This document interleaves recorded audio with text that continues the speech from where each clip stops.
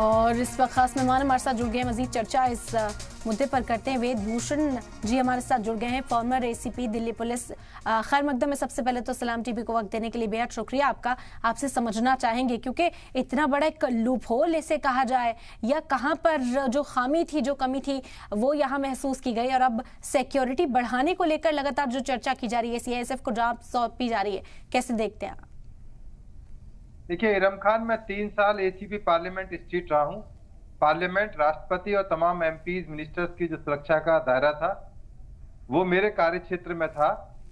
परंतु मैं आपको थोड़ा करेक्ट करना चाहता हूँ, जो सीआईएसएफ है उनका काम है कि जो इंस्टॉलेशन है सेंट्रल गवर्नमेंट की उनको सुरक्षा प्रदान करना, ना कि इन्वेस्टिगेशन करना।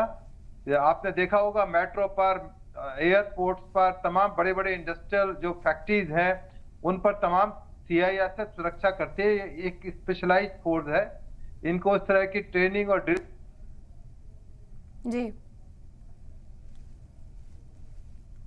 क्रम के अंदर जो अब सुरक्षा दी गई है वो उसी क्रम के अंदर देखी जानी चाहिए। जहां तक इन्वेस्टिगेशन का संबंध है, सीआईएसएफ कभी भी इन्वेस्टिगेशन नहीं करती अक्रॉस इंडिया। उनका जो मैंडेट है, उनको जो कार्य क्षेत्र है वो उनको दिया गया है। जो सुरक्षा के पैमाने हैं, जो एक पैमाने फिक्स किए गए, जैसे एयरपोर्ट पर जूते उतारकर, बेल्ट उतारकर चेकिंग की जाती है, फ्रिस्किंग चेकिंग की जाती है। इसी तरह अब पार्लियामेंट के अंदर भी, चूंकि ये जो मामला है, जूते के अंदर जो पाउडर या जो भी सब्सटेंस लेके गए थे, जूते के अंदर छिपाकर लेके गए थे।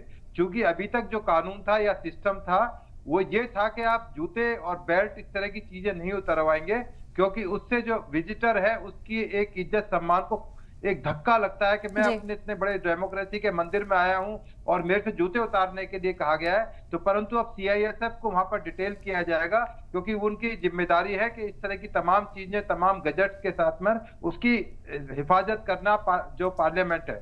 अब जो कस्टोडियन होता है, जो स्पीकर होता है, इसका जो अंदर का क्षेत्र है, उसके बाहर दिल्ली पुलिस तमाम सुरक्षा की जिम्मेदारियों के लिए होती है।